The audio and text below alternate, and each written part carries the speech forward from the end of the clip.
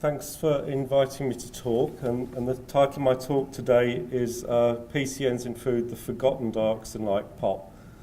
Now I'm pleased to say that it's clear that it's not forgotten because many of the other talks we've heard this afternoon have spoken about them, but what I was really meaning when I was saying forgotten is I'm always amazed at how few papers there are about PCNs, given the fact that we know that they're dioxin-like toxicity, they're present in food, they're present everywhere, they're quite an established POP, but they seem to be forgotten in the scientific literature. If anybody knows why that is, I'd be interested to hear your thoughts.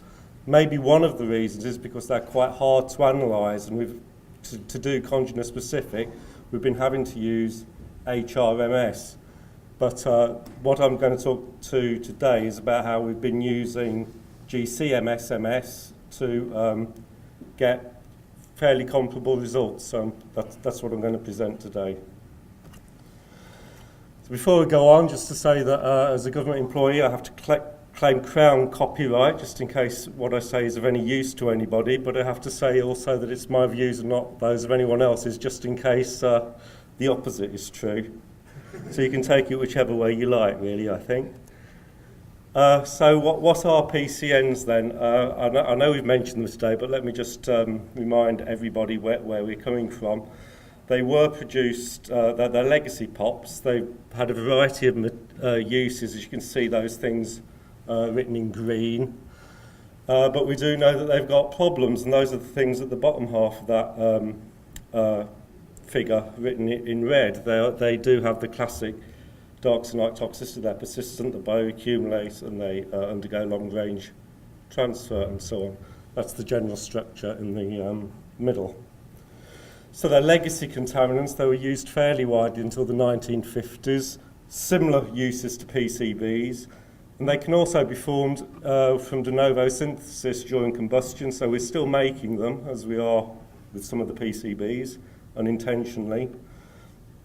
Now, I think maybe one of the reasons they're forgotten is that, you know, when I started work in the 1980s, 1990s, PCBs were only used a decade ago, so they were really recent contaminants. You know, they were around and they were exciting, whereas PCNs were used 2 or 3 decades ago, you know, 1950s or 60s, and that seemed, to me, you know, long history. I could relate to the PCBs, but not the PCNs. But now we're in 2013, and actually they're both half a century legacy problems. They're the same, but somehow PCNs haven't caught up in the minds of the scientific community, in my mind. I'm a food scientist. I'm interested in human exposure from food. PCNs, though, are ubiquitous, particularly prevalent in things at the high trophic levels of the food chain, so you find a lot in fish. PCNs 52, the pair 66 and 7 and 73 are found most often. Typically you get a few tens of nanograms per kilogram if you sum the 11 most important congeners. I've said that they're common in fish. Toxicity, we know that they have dioxin-like toxicity, but their dioxin-like toxicity is typically 1 or 2 orders of magnitude lower than for the dioxins. So they're not as exciting in that regard as the dioxins are. So risk assessment. Now I'm going to talk about the risk assessment that we do for dioxins, really, and the tolerable daily or weekly or monthly intake values for dioxins are based on 2378 TCDD, but for the WHO tests and so on, as we all know, they're extrapolated for dioxin-like compounds. You know, particularly we can think of originally the tests were designed just for the dioxins, and later they were extended for the dioxin-like PCBs.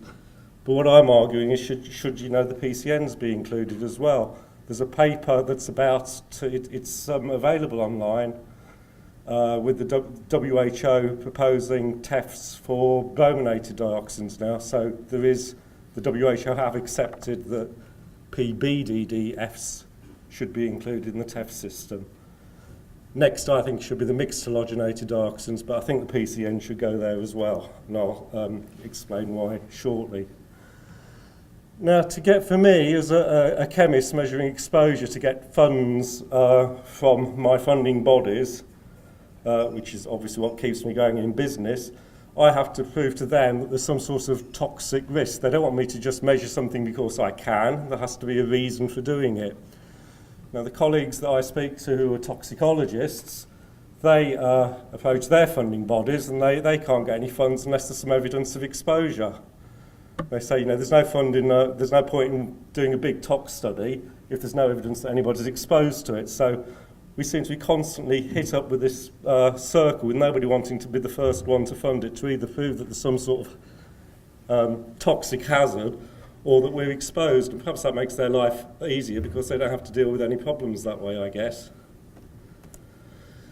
So to complete the jigsaw, we've got a picture for dioxins in food, and that's getting clearer and clearer. There's plenty in the literature, but it's still far from complete. There's a lot more out there that contributes to this overall picture. To complete the jigsaw, we need a lot more data, a lot more new and more interesting areas, if you like. Dioxin-Like PCBs, everybody includes now. Still a lot more to get in there. So yeah, that's how we know that that's just clarifying what I was saying earlier about PCN should be, in my mind, included in the TEF system. So exposure and risk assessment. I'm not arguing that PCNs are as important toxicologically or exposure-based as dioxins, but they do contribute and they do add something to the TEQ. There's very little monitoring undertaken, and there are a number of specific contamination incidents where this additional exposure might become important.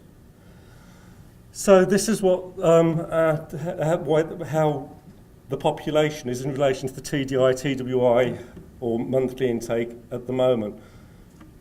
The mean of the population is comfortably within it, but some high-level exposures or low body weight exposures are at a point of the curve where they do exceed it. So, it's not something that we've got a huge safety margin with on a population basis.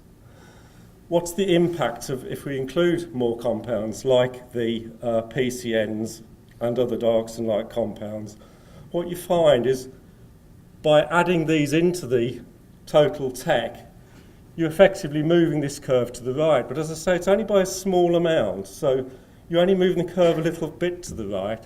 But if you look at the part of the population that's already over the TEC, which is the bit below the curve to the right-hand side of that red line, as you move that curve to the right a little bit, the number of people who would exceed the TDI gets disproportionately larger.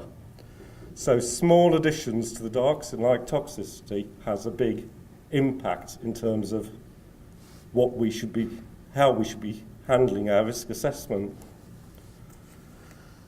And the other thing to remember is some of these other compounds, the PCBs, the non-dioxin-like PCBs, and I think the PCNs, don't only have the dioxin-like toxicity, but they have other modes of toxic action too.